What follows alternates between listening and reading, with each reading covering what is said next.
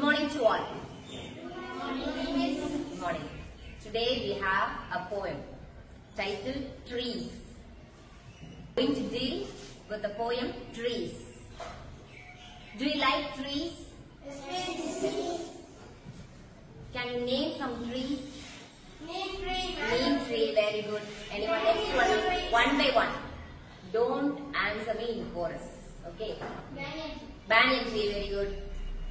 Name tree. Name tree. So you are using this poem to name the trees. இந்த poem ல நீங்க என்ன பண்ணிட்டு இருக்கீங்க? Trees எடுத்துட்டு இருக்கீங்க. Let's get into the poem. First, we should take a note on the poet. இந்த poem எழுதுறாங்கல்ல, அவங்க தான் யாருன்னு சொல்லுவோம்? Poet ன்னு சொல்லுவோம். Who's the poet here? Sarah Coleridge. Sarah Coleridge பத்தி நம்ம ஆரம்பிச்சோம். அவங்க வந்து Coleridge, Samuel Taylor Coleridge ஒரு poet இருக்காரு. அவர் 18th centuryனுடைய eminent poet. அவருடைய டாட்டர் தான் இவங்க. Sarah Coleridge அப்படிங்கிறவங்க. இவருடைய அப்பா இருக்கார்ல, டெய்லர், சாமுவேல் டெய்லர் Coleridge இருக்கார்ல, அவர் வந்து குப்லகான் அப்படின்னு ஒரு poem எழுதியிருக்காரு. ஃபியூச்சர்ல உங்களுக்கு எப்பயாவது டைம் கிடைச்சதுன்னா, if you are provided with any good chance, try to read the poem குப்லகான்.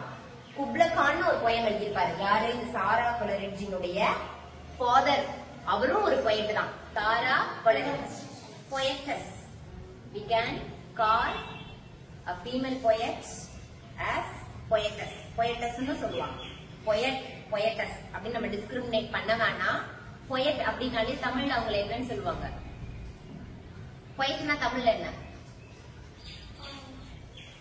Sivanesh, சிரிப்பு தான் வருது உனக்கு. Poetனா தமிழ்ல என்னமா? எழுதுனவங்க. எழுதுனவங்க அப்படின்னு சொன்னா அவங்க என்ன சொல்லுவாங்க? ஆசிரியர்னு சொல்லுவாங்க. அவங்கள இங்கிலீஷ்ல ஆத்தர் அப்படின்னு சொல்லுவாங்க. ஆத்தர்.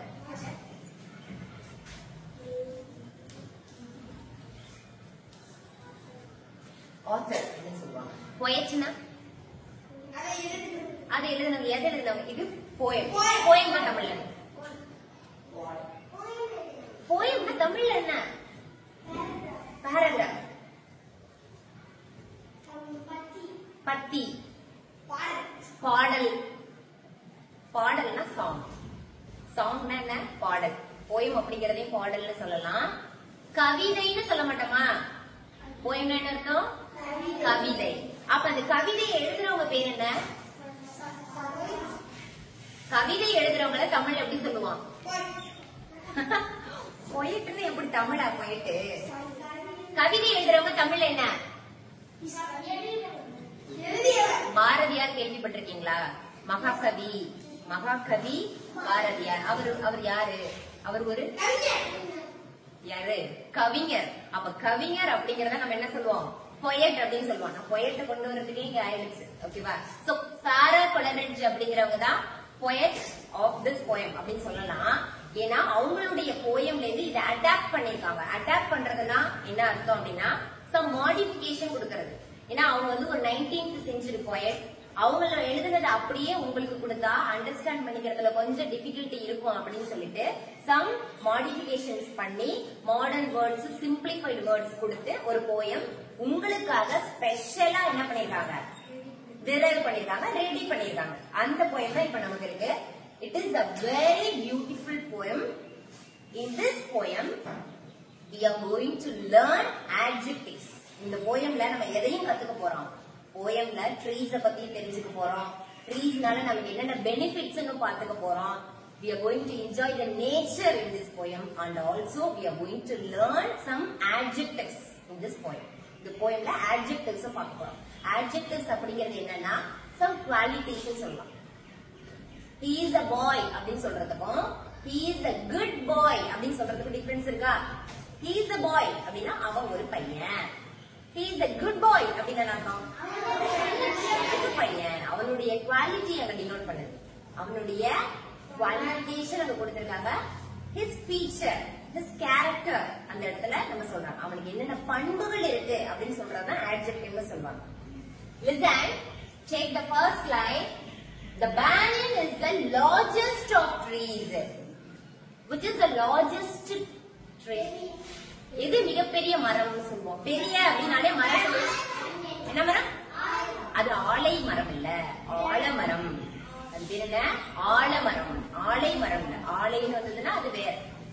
ஃபேக்டரி டிபார்ட்மெண்ட்ல போயிடும். இது ஆலை கிடையாது. இது வந்து என்னது? ஆலமரம். இப்ப ஆலமரத்துக்கு இங்கிலீஷ் என்ன பேரு? லார்ஜஸ்ட். லார்ஜ் அப்படின்ற ஒரு வார்த்தை இங்க வந்திருக்கா. லார்ஜ்னாலே பெரிய, ஹியூஜ். லார்ஜ் இன்னொரு டேர்ம் நம்ம என்ன படிச்சிருக்கோம்? ஹியூஜ். சீக்ரெட்ல படிச்சோமா? ஹியூஜ் படிச்சோமா? ஹியூஜ். Largest of trees. மரங்களிலேயே பெரிய மரம் எதுதான்? Banyan tree. B-A-N, ban, Y-A-N, can, banyan tree. Okay, next line. The people quivers in the breeze. The people. It is people tree. What is it? People tree means in Tamil. People tree enna? Podu marama. Just see behind you. Can you find a tree behind you? Can you find a tree behind you? What is it? What is it? அரச மரம். என்னது? அரச மரம். உனக்கு பின்னாடியே இருக்கு, நீ தினமும் பார்த்துட்டு இருக்க. அதுக்கு கீழே உள்ள பிள்ளையாருக்கு சாமி எல்லாம் கும்பிட்டு வர. அதுதான் என்னது? People tree.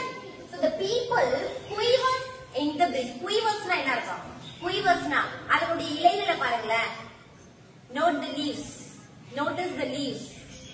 அந்த இலைகள் எப்படி இருக்கு? அப்படியே ஆடிக்கிட்டே இருக்கா? ஒரு நடுக்கத்திலேயே இருக்கா? எதனால அது நடுக்குது? காற்றுனால. அப்ப அந்த காற்று தான் பிரீஸ். Pleasant breeze. விண்ட்னா காற்று. அதுலயுமே ஸ்லைட்டா ரொம்ப லைட்டா இருக்கக்கூடிய விண்டுக்கு தான் என்ன பேரு? பிரீஸ் பேரு. தமிழ்ல இது எப்படி சொல்லுவாங்கன்னா தென்றல் அப்படின்னு சொல்லுவாங்க. ரொம்ப வேகமா காற்று வீசுனுச்சுன்னா அந்த இலைகள் இப்படி குயிவர் ஆகாது. குயிவர்னா அப்படி லைட்டா ட்ரெம்பிள் ஆகுறது. லைட்டா நடுவு மேல ஆடிட்டே இருக்கும். பாத்தீங்கன்னா தெரியும். ஒரு வைப்ரேஷன் இருந்துட்டே இருக்கும். அந்த வைப்ரேஷனும் பாக்குறதுக்கு டான்ஸ் மாதிரி தெரியும். வேகமா காற்று அடிச்சதுன்னா எல்லாமே என்ன பண்ணுவோம்? இலையெல்லாம் அடிச்சுட்டு கூட போவோம். பட் இந்த பிரீஸ்ல மட்டும்தான் அது என்ன பண்ணும்? குயிவர்ஸ். சோ குயிவர் மீன்ஸ், குயிவர்னா என்ன அர்த்தம்? நடுக்கம். நடுக்கம், நடுக்கிறது. அதுதான் quiver in the breeze. Next line. The coconut grows up straight and tall. Coconut tree. தென்னை மரம். தென்னை மரம், not தென்னை மரம். தென்னை மரம். Very good. இப்ப நமக்கு இதுதான் நமக்கு ரொம்ப தெரிஞ்ச மரம். கோகனட் ட்ரீ எப்படி இருக்கும்? ஹைட்டா இருக்குன்னு சொல்லிடுறேன். எப்பவுமே ஒரு உயரத்தை நீ சொல்லும் பொழுது அது ஹைட்டா இருக்குன்னு சொல்லக்கூடாது, டாலா இருக்குன்னு சொல்லணும். எப்படி இருக்கும்? டால். The coconut tree is tall and straight. Straightனா என்ன அர்த்தம்? ஸ்ட்ரைட், நேராக இருக்கும். சில மரங்கள் இப்படி போய் வளைஞ்சு காவா இருக்கும். கிளைகள்லாம் விடாது. இது என்ன பண்ணது? மேல நல்லா வளர்ந்து அங்கதான் அதுக்கு என்ன இருக்கும்? கிளைகள் அதனுடைய branches அங்கதான் விடும். சரியா? So it should be pronounced straight. Straight. S-T-R-A-I-G-H-T. Straight. So the coconut grows. What is the verb? Grow. Grow na enna artham? Grow na? Grow na? Stronger. Grow. What does grow mean? வளருது. Very good. Grow na enna artham? வளரு. Grow நாலே வளருது. நீங்களும் வளர்றீங்களா இல்லையா? First ஸ்டாண்டர்ட்ல இருந்த மாதிரி இப்ப இல்ல. So grow அப்படிங்கிறது என்ன? Getting bigger. சைஸ்ல நம்ம என்ன வருது? கொஞ்சம் கொஞ்சமா பெரிய சைஸ்க்கு போறதுக்கு தான் grow னு பேரு. The coconut grows up. Upna என்ன அர்த்தம்? மேல் நோக்கி. Up. Straight and tall. Next, the neem trees. Here, neem trees. இந்த வேர்ட் பாருங்களேன். ட்ரீன்னு போட்டு இதுக்கு மேல ஒரு apostrophe மார்க் போட்டிருக்கேனா? நீங்க காமா பார்த்திருப்பீங்க. ஒரு வேர்டுக்கு மேல என்ன பண்ணிருக்கேன்? At the top of the word ஒரு apostrophe யூஸ் பண்ணிருக்கேன். பக்கத்துல s போட்டிருக்கேன். இப்படி trees யூஸ் பண்ணா என்ன அர்த்தம்? Very good. clap and wish பண்ணிருக்கீங்க. இதனுடன், இதை சார்ந்து, இதனுடைய அப்ப the neem trees fruits. neem tree என்ன அர்த்தம்? வேப்பமரம். என்னது? வேப்பமரம். வேம்பு அப்படின்னு சொல்லுவாங்க. அப்ப வேப்பமரத்தின் fruits. பழங்கள். Have you seen the fruits of neem tree? neem tree உடைய fruits பார்த்திருக்கீங்களா? எப்படி இருக்கும்? சோ அதனுடைய சைஸ் எப்படி இருக்கும்? ஃப்ரூட்ஸ்லயே அது ரொம்பவே எப்படி இருக்கும்? ஸ்மாலா இருக்கக்கூடிய ஃப்ரூட்னு சொல்லலாம். Trees fruits are Very small. மிகவும் சிறியதா இருக்கும். Smallனா சிறியது. Very smallனா என்ன அர்த்தம்? மிகவும் சிறியதாக இருக்கும். Next, the tamarind. Tamarind means tamarind. Have you heard about tamarind? The tree. It's a tree name. Tamarind tree. No. How will you call people then? People is Arasamram. Tamarind, it will give large shade. Yes, Puliyamaram. Tamarind enna irukkum? Puliyamaram. Clap பண்ணுங்க. The tamarind gives us irukkum namakku. Gives na kodukkirathu. Namakku kodukkirathu. Pleasant. Pleasant means sweet, harmonious, soft, better place. இதெல்லாம் pleasant. இனிமையான, நமக்கு மிகவும் மகிழ்ச்சி கொடுக்கக்கூடிய, அதுதான் வந்து என்னது? pleasant.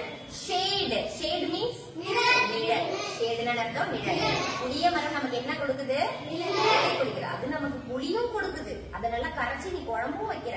அது கூடவே என்ன இருக்கு மிக முக்கியமா? Shade. Shade னா என்ன அர்த்தம்? நிழல். So the tamarind gives us pleasant shade. Next, the dates. What is dates? Dates. Dates. Very good, very good. பேரிச்சம்பழம். clap பண்ணி நிதிஷ். very good. dates நிறைய கேள்விப்பட்டிருப்பீங்க. dates என்ன? பேரிச்சம்பழம். அப்ப அந்த பேரிச்சம் மரத்தினுடைய leaf. leaf னா என்ன அர்த்தம்? இலை அல்ல, இலை. இது இலை is as short. பாத்துட்டீங்களா? ஈச்ச மரம்னு சொல்லுவாங்க. பேரிச்ச மரம் பாத்துட்டீங்க. அந்த மரத்துக்கு என்ன பேரு? ஈச்ச மரம்னு பேரு. அது எப்படி இருக்கும்? தானியா இருக்கும். அதனுடைய ட்ரங்க் எல்லாம் வந்து முட்கள் நிறைந்து ஒரு மாதிரி ஷார்ப் தான்ஸ் இருக்கிற மாதிரி இருக்கும்.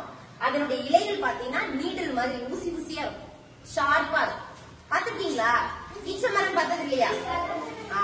அதோட லீஃப் வந்து ஷார்ப்பா இருக்கும். அதை கிழிச்சிடும். அந்த அளவுக்கு ஷார்ப்பா இருக்கும். as blade. எப்படிப்பட்ட ஷார்ப்பா? blade மாதிரி. பிளேடுங்கிறதே ஷார்ப்னஸ்க்கு தான் நம்ம அதை டினோட் பண்ணுவோம். சோ பிளேட் அளவுக்கு அது எப்படி இருக்குமா? ஷார்ப்பா இருக்கும். எது? the date's leaf is as short as a blade. Okay, so in first 4 lines we are going to take the rhyming words. Are you ready? What is the word? For rhyming words we should take the last word of each sentence. ஒவ்வொரு sentence, ஒவ்வொரு each line, ஒவ்வொரு லைன்ல இருந்து நம்ம எதை எடுத்துக்கணும்? எந்த word எடுத்துக்கணும்? word. Which word should be taken from each line? Last word. Last, we should consider only the last word. First line's last word is trees. Trees. Next, not tall, that is tall. Tall. Next, small. So the rhyming words are trees, breeze. These can be combined into a pair. One pair. Second pair is tall, small. இது ஒரு pair, இது ஒரு pair. இப்படிதான் எழுதணும். எழுதும்போது trees, breeze hyphen போட்டு இத ஒரு pair ஆகவும், ஒரு சிங்கிள் லைன்ல இது ரெண்டு இருக்கணும். அடுத்தது tall, small அப்படி எழுதணும். Now we are going to give rhyme scheme. For first line, what should be given? A. That should be in small. Small a. Very good. Small a. Next, trees and breeze. Same sound. Same rhyming sound. So, it also will get the same small a. Next, tall. B. Small b. Small. It is also small b. So, the rhyme scheme is A, B. The teak tree gives us useful wood. Teak tree. Have you ever heard about this tree? Teak tree. Teak. Teak tree means, teak tree ன்றத கேள்விப்பட்டிருக்கீங்களா? சொல்லுங்க. பல்லா. Teak இல்ல. Teak. Mango tree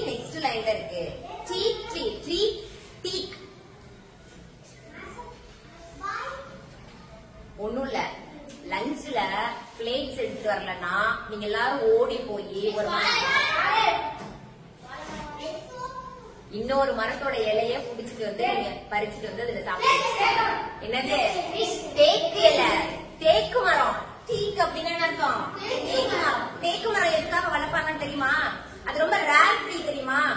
and also it is காஸ்ட்லின்னு கூட சொல்லுவாங்க. புரிஞ்சுதா? அந்த மரத்தினுடைய உடெல்லாம் ரொம்ப cost அதிகம். சோ அது முட்டுக்காகவே அதை வளர்ப்பாங்க. ஏன்னா அதுல என்னெல்லாம் செய்யலாம்? we can use those woods to make furniture பண்றது. அதுல நிறைய டேபிள், காட் அதெல்லாம் செய்வாங்க. ஏன்னா பல நாட்களுக்கு அது இருக்கும். அந்த மரம் வந்து என்ன பண்ணும்? நீண்ட நாட்களுக்கு, நீண்ட வருடங்களுக்கு அது இருக்கும். அதுக்காக தான் அதை யூஸ் பண்ணுவாங்க. டீக் ட்ரீ. டீக் ட்ரீங்கிறத தமிழ்ல என்ன நம்ம படிக்கிறோம்?